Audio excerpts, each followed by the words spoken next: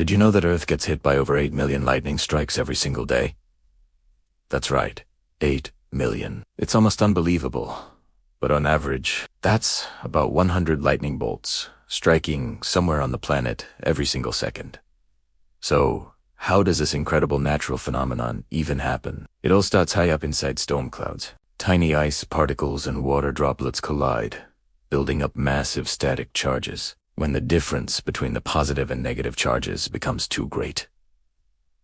Zap! A gigantic spark of electricity is released, which we see as lightning. It's a powerful and beautiful display, but it's also dangerous. If you're ever caught in a thunderstorm, the safest place to be is indoors. Stay away from windows, avoid using corded phones or electronics, and definitely don't take a shower or do dishes. Water and metal are excellent conductors of electricity. Stay safe out there, and subscribe for more mind-blowing facts.